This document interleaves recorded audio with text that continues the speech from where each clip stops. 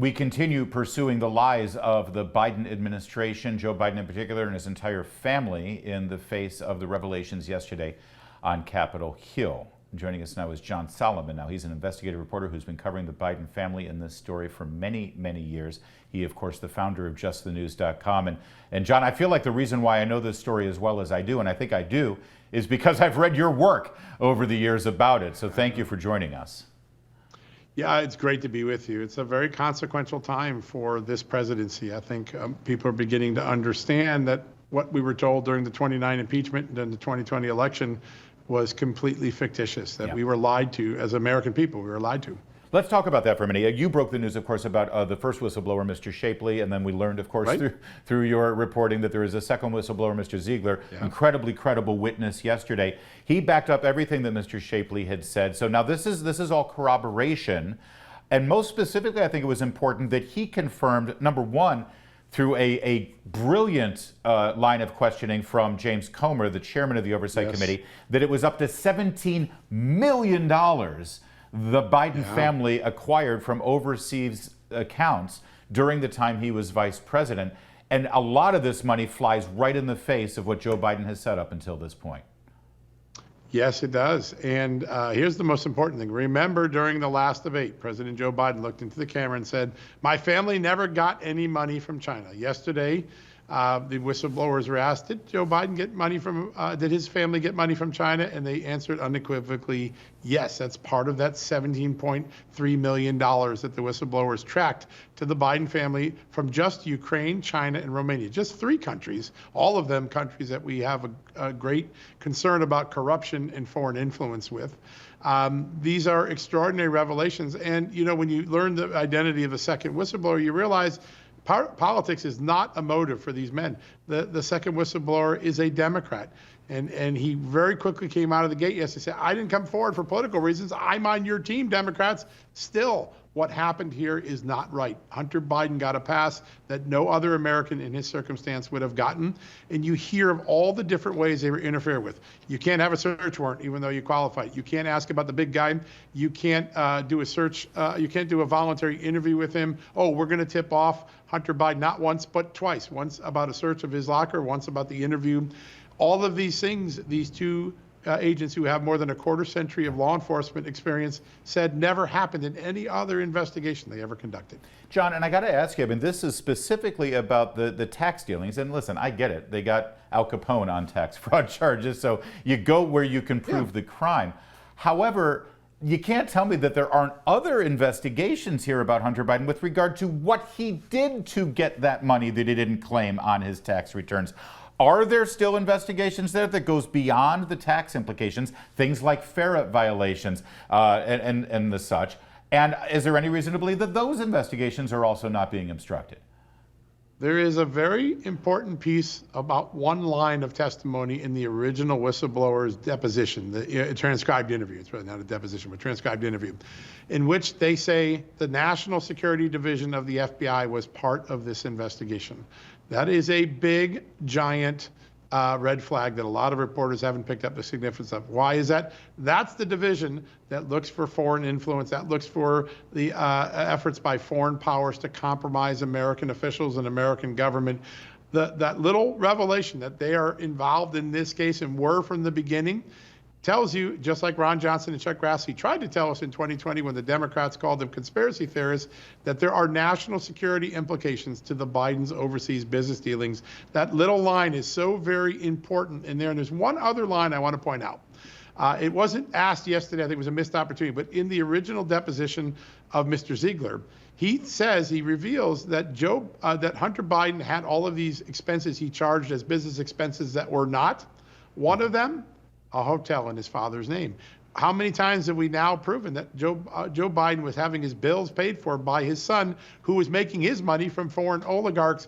Those little things, I think, are going to begin to add up into a larger story. And tomorrow, or on Monday, The House Oversight Committee is going to hear from Devin Archer, the ultimate Biden family insider, the co-business partner with Hunter Biden on things like Ukraine, Romania, and China. That's going to be a blockbuster. And also, John, by the way, have you got any more information about that infamous telephone?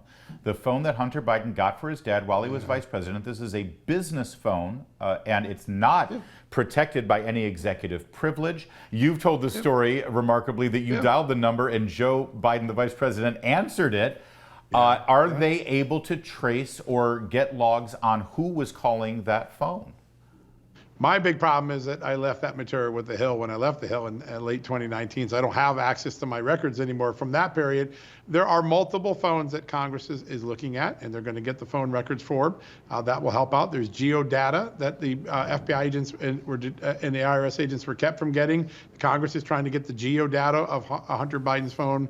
There is a lot of old-fashioned gumshoe work that's going to fill in the blanks of these very important questions, Larry, that you and others are asking.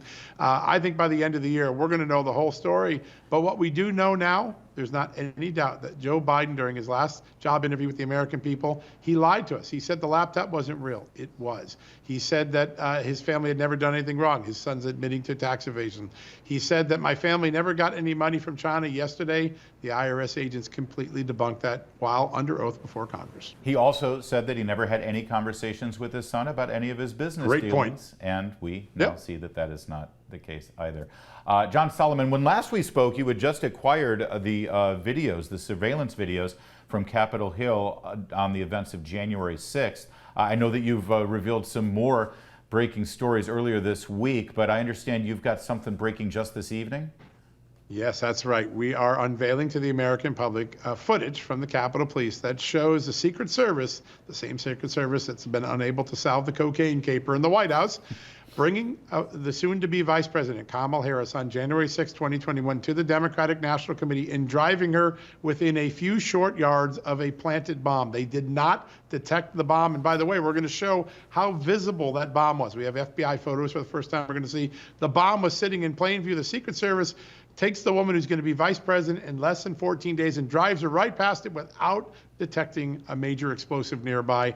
Another one of the many security failures that we're now chronicling about January 6th. This is the stuff the January 6th committee swept under the rug. We are no safer today at the Capitol than we were on January 5th because these things weren't exposed and fixed. Wow, and you make a great point here, John, that the whole idea of the January 6th hearing, I was told, was to look at the security failures, find out what happened, get to the bottom of who was responsible to make sure that it doesn't happen again. Why would this not be a prominent part of those hearings, except for the fact that I guess they can't blame Donald Trump for this? Yeah, listen, that's it. I talked to Chairman Loudermilk tonight, Barry Loudermilk. He reacted to this video, very deeply concerned about it. He said, listen, the January 6th committee could have found this, but they already had a predetermined narrative and it didn't fit in. If it didn't do with Trump, we're just not going to tell the American people about it. A real loss for the American people. That building is not as safe as it should be. It's such an important house in our constitutional republic. And no one in the January 6th committee really cared about making it more fortified. They were more worried about optics. Barry Loudermilk and the Republicans now are getting to the bottom of these failures, not to embarrass people, but to get them fixed so it doesn't happen again. By the way, speaking of optics, we only have a minute left here, John, but I don't know if you found this pretty rich. The whistleblower yesterday, Mr. Ziegler, said that they weren't to question Hunter Biden or to do a search warrant on Joe Biden's home. This is before he became president, by the way, because of the optics. Boy, the FBI didn't really worry about optics when they were raiding Mar-a-Lago, or when they were arresting a pro-life person who was praying in front of a Planned Parenthood clinic in Philadelphia. Optics only goes one way, it appears. Listen, optics is not a law enforcement or security term. It has no meaning. It should not be involved in it. How many times we turned away the National Guard because of optics? We were told the Capitol Police they couldn't use their riot gear because of optics. We were told we couldn't interview Hunter Biden about a legitimate tax violation because of optics. This is how corrupted the law enforcement process has come. We're using terms and political considerations that have nothing to do with law enforcement and security. If we don't fix it, the great security and law enforcement agencies in this country will be handicapped for decades to come. Well, if you want to stay plugged in on this story as it continues to develop, and it's developing multiple times a day, you want to go to justthenews.com and take a look at all the great reporting there, and certainly to see this latest blockbuster exclusive video showing the Secret Service bringing Vice President-elect Kamala Harris within yards of this bomb at the DNC. That's explosive stuff, if I may say, John, and we'll look at it at justthenews.com. Yeah. Thanks, John. Great stuff as always. Thanks, Larry. There is more to come. Keep it right here. You're watching O'Connor Tonight, Salem News Channel.